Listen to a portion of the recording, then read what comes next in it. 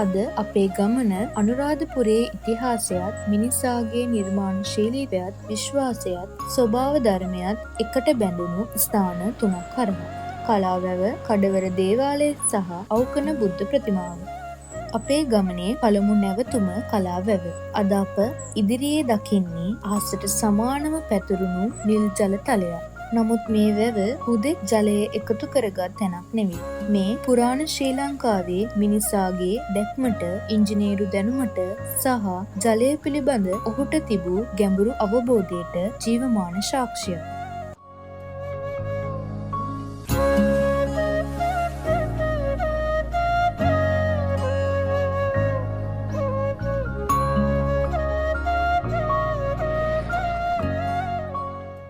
කලාවැව ඉදිකරනු ලැබුවේ ක්‍රිස්තු වර්ෂ 5 වන සියවසේදී ධාතුසේන රජුගේ පාලන සමයේදී. ඒ කාලයේ අද වගේ නවීන තාක්ෂණයක් තිබුණේ නැහැ. විශාල යන්ත්‍ර තිබුණේ නැහැ. නමුත් මිනිසාට තිබුණේ තමන්ගේ බුද්ධිය, තමන්ගේ ශ්‍රමය සහ අනාගතය ගැන දැක්මක්.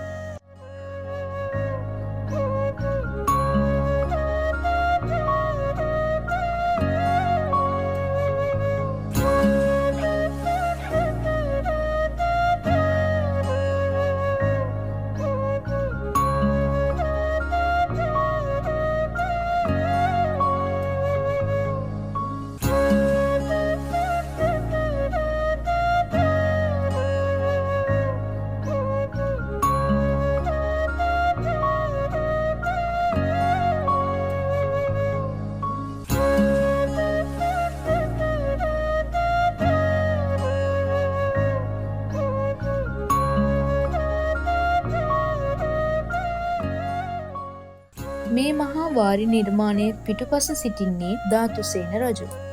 ඔහුගේ පාලන සමය ශ්‍රී ලංකාවේ වාරි කර්මාන්තයේ වැදගත්ම යුගයක්. ජලය රැස් කර ගැනීම පමණක් නොව එය අවශ්‍ය ස්ථාන වෙත ගෙන යා හැකි පද්ධතියක් නිර්මාණය කිරීම. එදා සිටම ශ්‍රී ලාංකිකයාගේ විශේෂ හැකියාවක් වුණා. කලාවැවද ඒ දැනුමේ විශිෂ්ට ප්‍රතිඵලයක්. මේ ජලය තවත් වාරි මාර්ග සමග සම්බන්ධ වෙමින් ගොවි බිම්වලට ජීවය ලබා දුන්නා. ඒ නිසා ධාතුසේන රජුගේ නම රාජකීය ඉතිහාසයේ පමණක් නොව ශ්‍රී ලංකාවේ වාරි ඉතිහාසයේ ගැඹුරින්ම ලියවී තිබුණා. නමුත් මේ වැව නිර්මාණය කළ රජුගේ ජීවිතය වැව වගේම සාමකාමී වුණේ නැහැ. ධාතුසේන රජුගේ අවසානය පෞල් හා රාජ්‍ය බල අරගලය සමග බැඳී තිබුණා.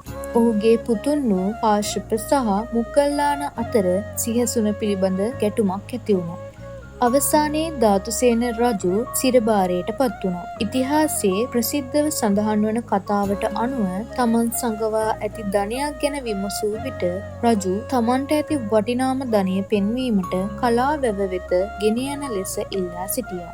ඔහු වැව දෙස බලා තමන්ගේ සැබෑ ධනය මේ ජලය බව පෙන්වා දුන් බව සඳහන් වෙනවා. සියවස් ගණනාවක් ගත වුණා. රාජධානි වෙනස් වුණා. රජවරුන් පැමිණියා ගියා. නමුත් කලාවැව තවමත් මෙතන නිහඬව අභිමානයි. අදත් මේ ජලය මිනිසුන්ගේ ජීවිතයට සම්බන්ධයි. ඒ නිසා කලාවැව කියන්නේ අතීතයේ නටබුණක් විතරක් නෙමෙයි. එය අදත් හුස්ම ගන්නා ඉතිහාසයක්. කලාවැවේ නිහඬ ජලයෙන් ඉවත්ව අපේ ගමනේ ඊළඟ නැවතුම කඩවර දේවාලය. මෙතනදී අපිට හමු වෙන්නේ ඉතිහාසයේ තවත් පැත්තක්. ඒ මිනිසාගේ විශ්වාසය. කඩවර දෙවියන් පිළිබඳ විශ්වාසය දේශීය ජන සම්ප්‍රදායන් සමග බැඳී තිබෙනවා. මෙවැනි ස්ථාන පුරා විද්‍යාත්මක වටිනාකමක් පමණක් නොව මිනිසුන්ගේ ආගමික හා සංස්කෘතික ජීවිතයත් නියෝජනය කරනවා. අදත් මෙහි පැමිණෙන මිනිසුන් තමන්ගේ බලාපොරොත්තු, ප්‍රාර්ථනා සහ විශ්වාස මෙම ස්ථානයේ සමග යොදා ගන්නවා. ඉතිහාසය කියන්නේ ගල් සහ වැව් විතරක් නෙවෙයි. මිනිසුන්ගේ විශ්වාසයත් ඒ ඉතිහාසයේ කොටසක්.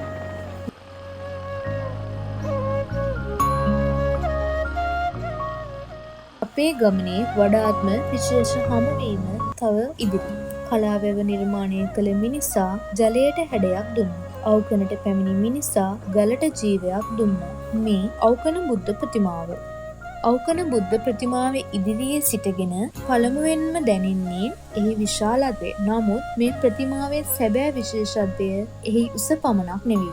එය නිර්මාණය කර ඇති ආකාරය. අවකන බුද්ධ ප්‍රතිමාව ගල් කන්දකින් වෙන් කරගෙන නිර්මාණය කළ දැවැන්ත ශෛලමය බුද්ධ ප්‍රතිමාවක්. මෙහි බුද්ධ රූපය ඍජුව ගෞරවාන්විතව සහ අතිශය සංයමයකින් යුතුව ඉදිරිපත් කර තිබෙනවා. උසින් මීටර් 12කට ආසන්න මෙම ප්‍රතිමාව අදටත් පුරාණ ශ්‍රී ලංකාවේ විශිෂ්ටතම ශෛලමය බුද්ධ ප්‍රතිමාව අතරින් එකක් ලෙස සැලකෙනවා. නමුත් එහි විශේෂත්වය තියෙන්නේ ප්‍රතිමාවේ ප්‍රමාණයට වඩා විස්තරවල බුදුන් වහන්සේගේ මුහුණේ ඇති සංසුන් බව. ඇස්වල ඇති සංයමය, ශරීරයේ සමබරතාවය, සිවුරේ රැලි සහ ශරීරයේ මෘදු හැඩතල. ගල තුලින් මෙවැනි මට්ටමකින් නිර්මාණය කිරීම එදා ශිල්පියාගේ අති විශිෂ්ට හැකියාව පෙන්වනවා.